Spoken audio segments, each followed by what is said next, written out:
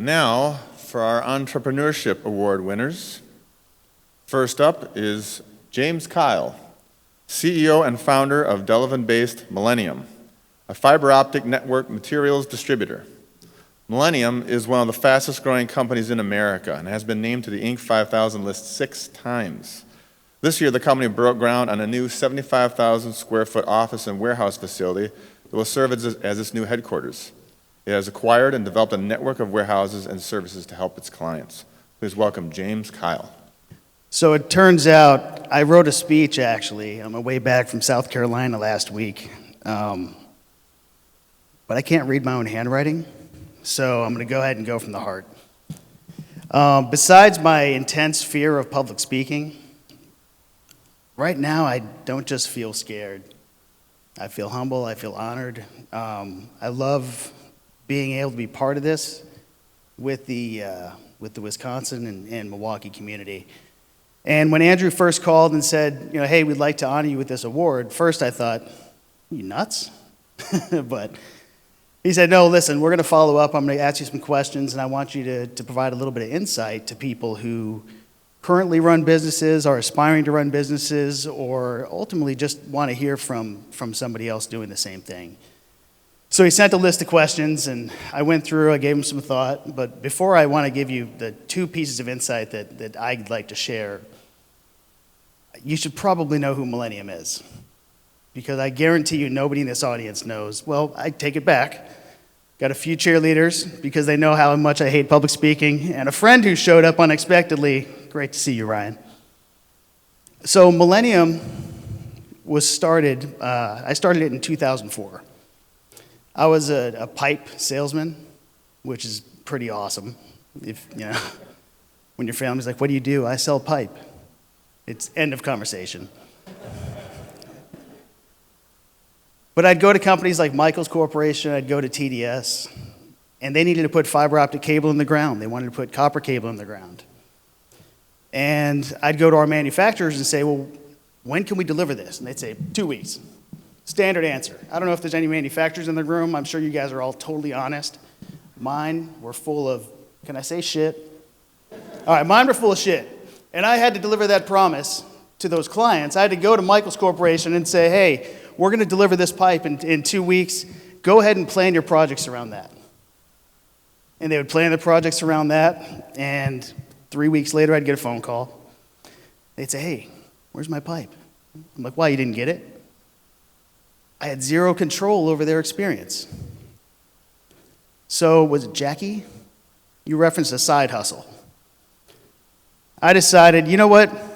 Why don't I buy a couple truckloads of pipe? I'll put it in the parking lot of a friend's business, which apparently is not legal in Elkhorn, Wisconsin. And I'll sell it, I'll make the promise, and I'll deliver it on my own. And then I'll go home that night, I'll create the invoices. How hard could it be? It was a little harder than I thought. But it was an amazing, amazing experience and a lot of fun and a huge investment of time. And from that, with the team members that we have in the room today, along with 160 employees in 15 warehouses across the US, 1 in Canada, we've created a new type of company. We've created a company that still controls the client experiences, that delivers on a promise, but we do feasibility studies for people who want to build fiber optic networks. We do geospatial engineering that accelerates and gives a certain type of engineering to small businesses that before us, only Verizon and AT&T and Frontier and Comcast could do. We help them apply for grants. That's all over the news, the federal funding. If you have any idea how hard it is for small businesses to get federal funding, we're helping them navigate that. We actually created a private placement fund. So it's not a private equity fund, but we've got about $30 million in backing that we're creating bridge loans for people so that they can get started and they can actually build these networks. And then they get their funding after the fact with a cost reimbursement type method. And in the process, we also sell about $210 million worth of fiber cable, conduit, vaults, everything you need to build a fiber network annually as of this year. So that being said, we're on our way to being a billion-dollar enterprise. Not too bad for a pipe salesman who still can't tell my family what I do. The questions Andrew sent, they really provoked some thought. And one of them especially, he said, you know, what do you wish you knew now? Or what do you wish you knew then that you know now? And I bet everybody in this room is like, oh, I could tell you exactly, you know. Well, I'm an idiot. I'm like, I don't know. So for 10, 15 minutes, which is a long time in the mind of a guy with ADD, I tried to think of what would I go tell myself? What would I want to know? I have to be honest, I love the fact that I was ignorant. Because if somebody had told me, hey man, you're going to put in 80 hours a week and you won't get it all done. You're going to try to hire employees. Some of those employees are going to spin off, start their own thing, and try to compete against you. They're going to think they're better. Cool. You're going to go to vendors, and the vendors are going to laugh at you. And when they do sell you the product, they're not going to want to give you terms. And I'll tell you, I went to M&I Bank. Now, Tony Leach with BMO is like family. BMO bought this company called M&I, and I swear I'll never do business with M&I. Because I walked in, and I had an oversized suit on. And by the way, this is dressed up for me, so this is probably the last time I wore a suit. And I sat in front of the banker, and I gave him my business plan. I told him what I wanted to do. And he looked at it, and he looked at me, and he looked at it, and he looked at me.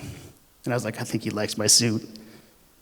He slid it across the table and just said, look, I'm not going to embarrass you. I'm not even going to bring this to the board. Just go back and get a regular job. So I left there, called my dad, told him what I was going to do. He said, yeah, you're nuts. And I got a random call from my grandma. My grandma said, you know, I talked to your dad. He says you're nuts. I'm like, yeah. She goes, I think you are too. But I have $17,000, and I will loan you $17,000, and we'll get you started. And I bought a truckload, and that's how we did it. And if anyone had told me how hard it was to get financing, how hard it was to do any of that, how hard it was to go through audits, how hard it was to secure real estate in cities across the country, how hard it is to do foreign exchange, there's not a chance in hell I would have done this. So the one thing I wish I knew is that I was blessed to be ignorant. And the second thing is genuine curiosity is ultimately what makes us all survive and grow. When we walk into a room and we have the answer, we've already lost. I love the fact that with 160 people in our organization, the one thing that we all have in common is that we're genuinely curious. We went from selling pipe to being the company that municipalities, that small businesses, the little internet service providers call to look for funding, design, and ultimately being able to build a fiber optic network. So I think I took my time. He's coming up here with a hook. There you go. Thank you. I appreciate everybody.